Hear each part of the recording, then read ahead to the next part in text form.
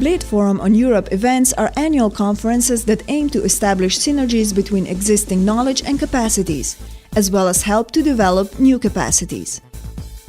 Amongst the main objectives are contributing to international and regional foresight studies and research, and influencing the future development of the European continent. The value and purpose is to have a view which is not Brussels-centric on the future of Europe. It means a view from a kind of periphery, or I would not call it periphery, but I would call it center.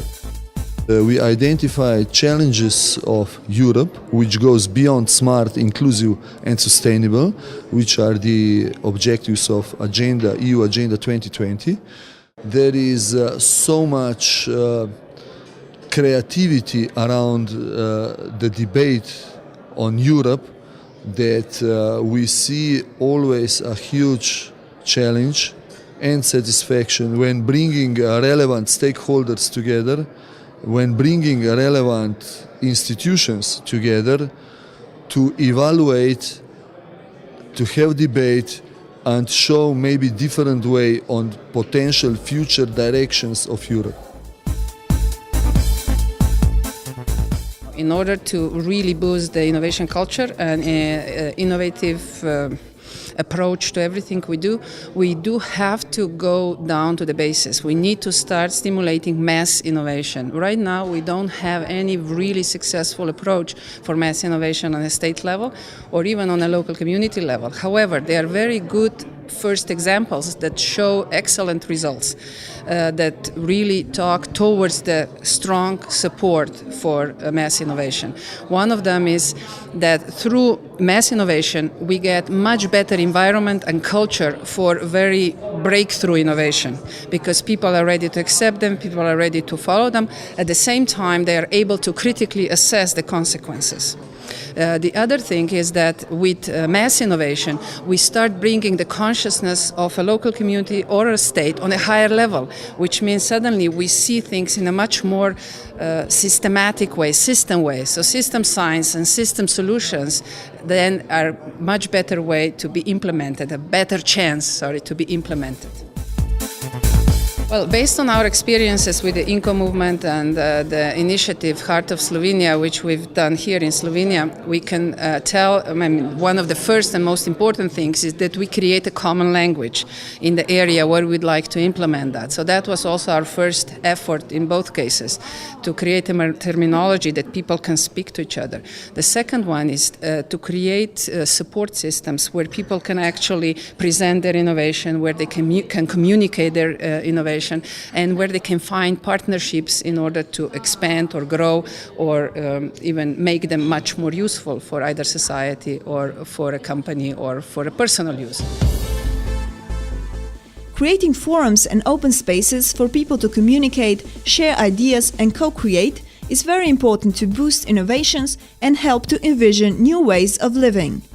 One of such spaces is also Incredible Europe. Incredible Europe is the first bottom-up value changer for and in Europe. We gather some of the most important and influential future makers together, and we like to think of them as connectors. So what we do is really connect the connectors, and this is our goal. The main part of our work is, on one, to inspire, second, to envision Europe in 2049 or our future in 2049, and then to act on a constant and immediate basis, as we call it, act now. So it's the basic idea is think 2049, act now. And we discuss about the needs and what we think we should be doing, and we start acting upon that. One of the things, for example, that came out of the summit is the need for direct private financing, because all the startups don't get the financing because the banks are not giving money, there are not enough grants, nobody is investing in innovation, so who could be that? Only private investors. And so we started several initiatives in terms of business angels and investors, private investors that are ready to invest into new ideas and value-changing ideas. Forums, conferences and open spaces dedicated to sharing ideas and foreseeing the future are an opportunity for various stakeholders to meet and connect, as is the case with Blade Forum on Europe. Yeah, the different stakeholders are, for example, the corporate sector, private companies like SAP, Microsoft, others. Then we have governments of the region like Montenegro, Slovenia, different governments of Southeast Europe. Then we have regional institutions like Regional Cooperational Council. And then we have research institutions. So the research part means scientists are always very important part of the forum. Yes, I think it's a very good forum. It's a very good forum from the point of view that you have a collection of people from many places and many ideas. I mean, so this is rather important that we are looking broadly at things, not just either from the Slovenian point of view or of point of view of one particular discipline, but of more discipline. Some of the brightest minds gather to evaluate Europe and its future from three different dimensions, first of which is a comparison with Latin America and other parts of the world. And for such comparison, we need comparable data. Today we have a lot of statistical databases, we have a lot of methodology, but key question is how they are useful. Can we compare city in the Western Balkan region or Southeastern Europe region with countries in Latin America or in West Europe, for example? We have very different social environment. We have very different economical environment. In that context, we need to have comparable data and information. Other crucial part is we live today in a situation where is economic recession in the economy. If we have not relevant indicators and set of measures to explain or to analyze our situation, and on that base we can predict our future, then we have problem to satisfy our citizens in their crucial needs, information. Yeah, when you talk about crisis, it is actually a localized crisis today because in Latin America countries are growing, in Asia even more so. What is happening in China, they actually do have a crisis, but it's a crisis because they were growing at 13%, and now they are in crisis because they are growing only at 9%. So 9%, it's fantastic, but they think it is a crisis because they were growing much faster than that before. Anyway, I think that globalization is positive to the world, and what I would recommend is that to globalize even more. I think that the incorporation of Slovenia earlier into the European Union and now the other countries in the Balkan region, beginning with Croatia, is important to the future of this region and to the future of the world, because the market is not just Southeast Europe. The market is not just the European Union. The market is the world today. And we have to take advantage of the opportunities of markets that are growing faster. In fact, the BRIC countries, Brazil, Russia, India, and China are growing very fast. And Slovenia has historical ties with the Slavs in Russia as well. And then you have to open up also to Brazil in South America and to India and to China that are really the future. So one has to globalize in a positive way, and information technology is so important for this. The second main dimension for evaluating the future of Europe is discussing the new strategy that will enforce further development of Europe, namely the Danube strategy, and regional cooperation in general. Well, I believe regional cooperation is something that we definitely badly need at this particular moment, especially if we talk about Western Balkans. And Slovenia is one of the countries that has been very instrumental as far as the Western Balkans has been concerned, and as far as the regional cooperation in the Western Balkans is concerned. There are quite a few initiatives contributing to this regional cooperation. I believe there should be certain synergy among these various initiatives, but what is important is that the goal is much the same for all these initiatives, namely to prepare those countries in the Western Balkans first to get used to cooperate among each other, and at the same time, while cooperating, at the same time preparing themselves for the future life in the Euro-Atlantic integrations. As far as Euro-Atlantic integrations, that Slovenia role is concerned, we have been doing everything in our capacity to get these countries on the path to European Union, to NATO, as soon as possible. But as I said, the countries themselves, regional cooperation themselves, is an important beginning, important part on this path. For the future development of the Danube strategy is the strategy for the European macro region. It is extremely important that the Union, the Commission, is now preparing the new regulation for 2014-2020. The development, the balanced development will be based on the development of the strong cities, of the capital regions, of the metropolitan of European growth area, and inside the macro regions, like is Danube strategy, we have to find the functional regions. For example, we have to find the fastest and easiest sustainable transport modes between North Adriatic ports, namely Trieste, Koper, Port of Koper and Port of Rijeka, through the capitals Zagreb, Ljubljana, Vienna, to the mid-Danube capitals. And along these corridors we have to construct the railways. For the speed up to 160, we have to find and to determine and to develop the urban regeneration projects around the railway stations, old, mostly Austro-Hungarian railway stations, and these two are the common denominators, namely the railways, sustainable infrastructure, and the urban regeneration projects inside our capital cities. The third dimension of rethinking the future of Europe is discussing the future of Balkans and Turkey.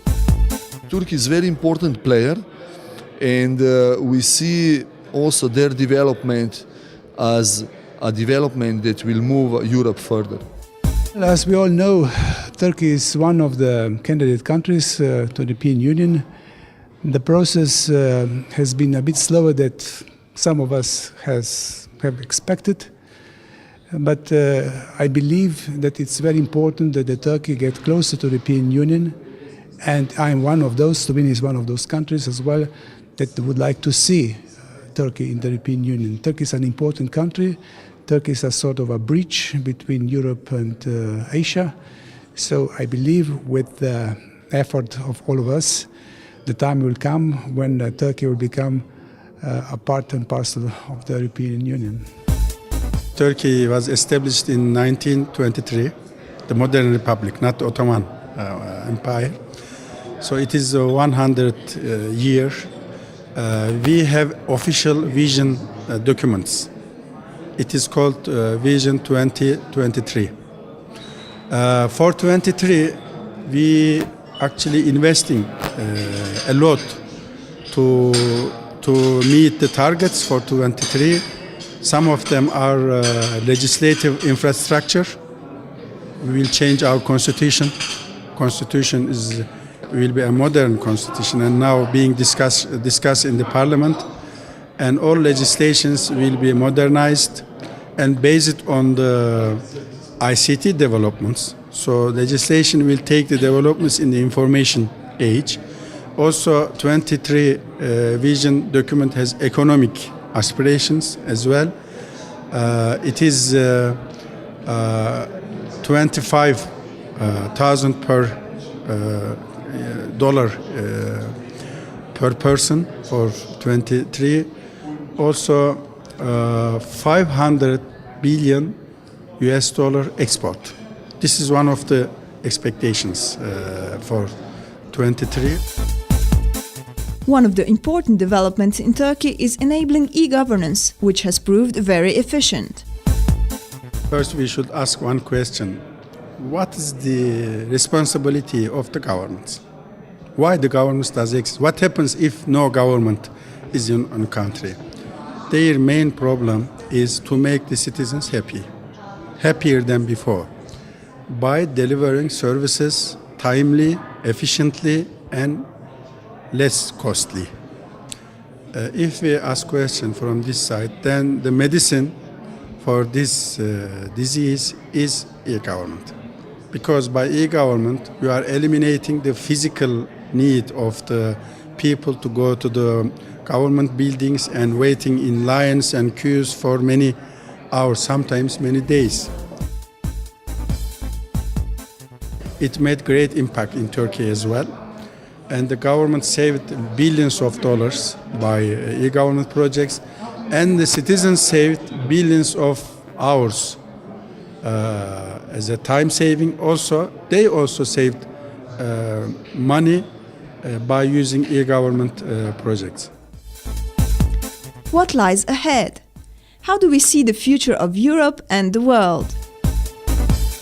To be honest, I have no clue what it's going to be, but I strongly believe that we will be able to achieve a better balance, and this is what I would like Europe to be, and the core value of Europe is to be a balance between the business, the private life, the balance in terms of people, planet, profit, balance being the core value that we have, and that we get, so to say, united in balance and creativity, diversity that we have.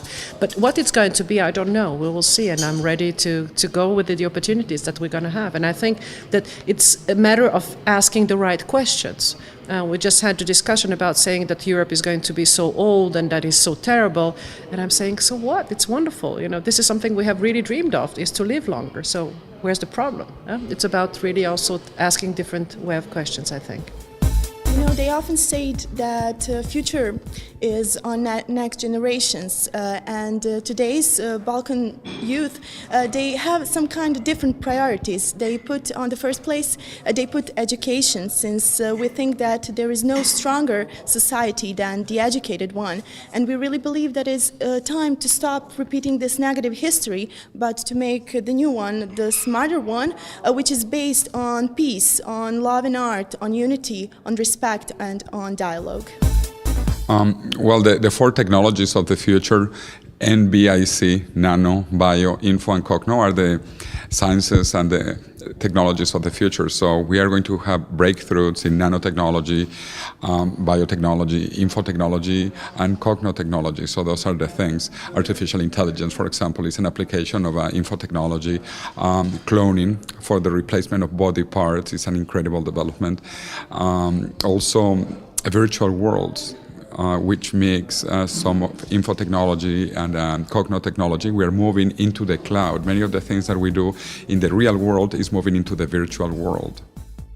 During the opening ceremony of Singularity University in 2009 in California, Arnold Schwarzenegger, who was then governor of California, he said something very interesting, that the science fiction of today is the science reality of the next 20 years. And many of the things that are happening in the movies today that we see, The Matrix, Blade Runner, Avatar, all those things will be probably possible in the next few decades. So it is good to look at science fiction today to imagine what might be possible in the following decades.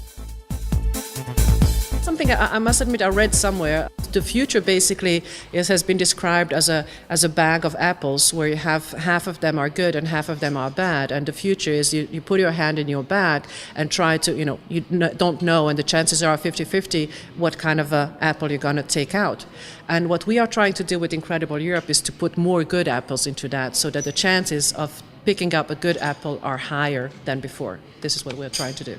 As a conclusion of 13th Bled Forum on Europe, let me say that all participants contributed extensively to the knowledge debate on future of Europe. So this all is highlighted in the final document, declaration, where we recognize that when we speak about the crisis is not a global crisis, but it's localized to Europe. So, and even in Europe, different countries are doing differently. So in some countries, we cannot speak about crisis, like Poland or Albania. So we should stick to look for the positive examples and big positive about future development of Europe also. So in the part related to new services that industries could offer for knowledge economy development, let me say that over there we recognize the good models and that we see that Europe is in the right way to support technologies that will bring about innovative solution for economy, for society, and for civil services that will be developed. So if I go further in the part related to the Danube region, we recognize at the forum the Danube region is a very good mechanism that enables prosperity from Baden-Württemberg down to Moldova country in the Black Sea region, and as such is a very good instrument as being used for macro region development. In the forum, it was also extended debate on the future of Balkans, and we see an opportunity for Europe to move seriously from the words and policy documents to concrete projects for the integration of Balkans to the European Union. Last but not least, let me say that in the past, Balkans and its diversity was a reason for wars, for many wars in the Balkans. And there is a very good strategy of Turkey, of the foreign policy of Turkey, that all diversity at the year when we celebrate 100 years of Balkan wars, we turn this diversity that in the past was the reason for war into the opportunity for cooperation. Exactly this happened with the foundation of European Union, when Germany and France started to cooperate. So they demonstrate this, Turkey, with a very concrete projects in the Balkans. They are one of the main investors in the Balkans. And we also see the future of Europe, and speaking about the future of Europe, with Turkey. So it means Turkey is a very important player. We identify this, not just identify, we highlight this also in the final declaration that without Turkey there is no Europe.